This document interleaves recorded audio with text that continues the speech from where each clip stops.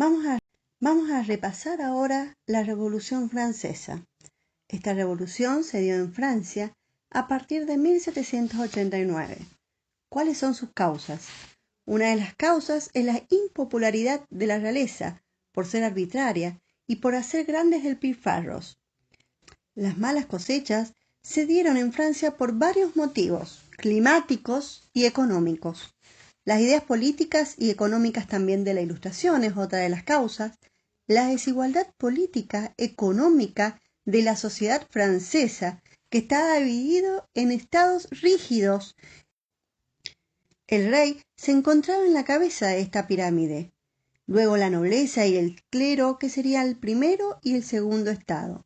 Y por último, el tercer estado, en donde estaba la burguesía, los campesinos, los artesanos y todos los que no pertenecían a los estados anteriores. Otra de las causas va a ser la ayuda que el monarca francés había enviado a los Estados Unidos de Norteamérica para lograr su independencia. ¿Cuáles fueron los acontecimientos? Y bueno, en Francia, por la mala situación de las finanzas del reino, el rey Luis XVI decidió convocar a Estados Generales para solicitar un aumento en los impuestos. Una vez convocados los Estados Generales, comenzaron los problemas, ya que el primero y el segundo estado estaban en contra del rey. El tercer estado decidió no disolver la reunión hasta sancionar una constitución y comenzó así la revolución en Francia. En 1789 se produjo la toma de la Bastilla. Era un símbolo de la nobleza. Estaban allí los presos opositores al rey y también el arsenal de armas. Además, fueron saqueados los castillos de los nobles. También en 1789 comienza la Asamblea Constituyente, que proclamó la Declaración de los Derechos del Hombre y del Ciudadano, bajo los principios de libertad, fraternidad e igualdad. En 1791 se dicta una constitución que no fue bien recibida por todos, ya que en ella se creaba una monarquía constitucional y el rey perdía su poder absoluto y el poder se iba a dividir en distintos poderes. El rey pidió ayuda a los reinos de Prusia y Austria. Estos tuvieron algunas victorias, pero luego tuvieron que salir de Francia. El pueblo francés encarceló al rey y a su familia.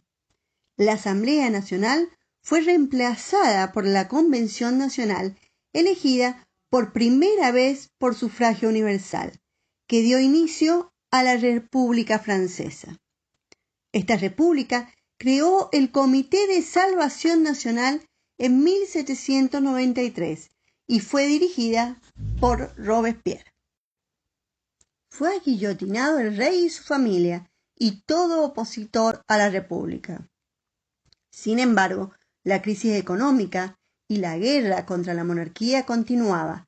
Además, los sectores populares reclamaban cada vez más participación.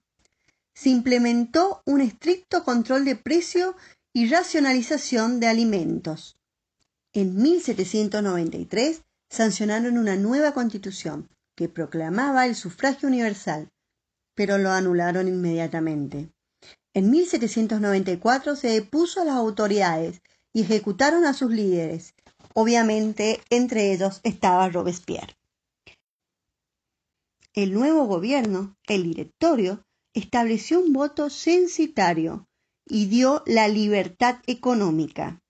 Redactó una nueva constitución llamada la Constitución del año 3 y establecía un ejecutivo de 5 miembros, un legislativo con 2 cámaras y un sufragio no universal, pues solo votaban los mayores de 20 años que pagaban impuestos.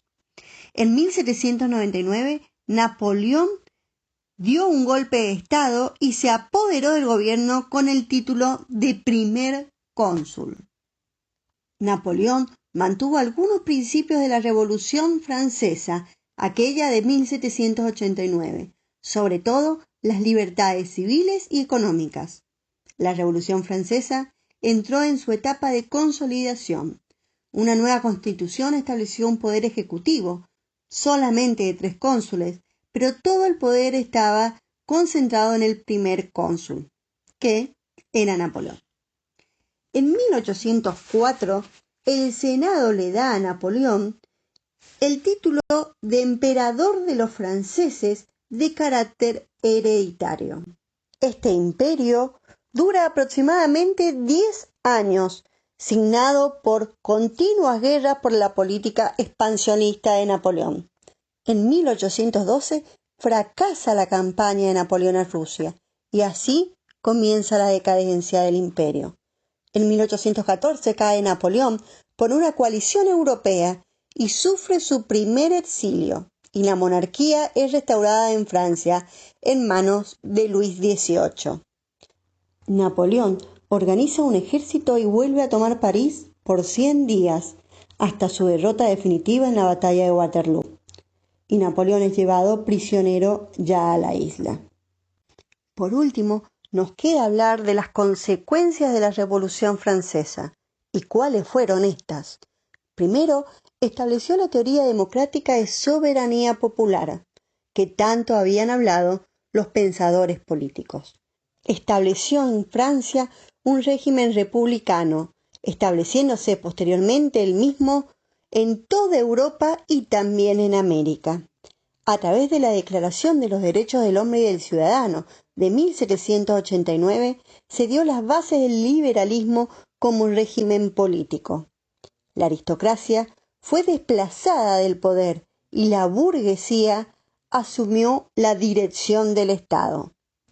Por primera vez, las masas populares tuvieron una importante acción en la revolución, aunque no mantuvieron el poder.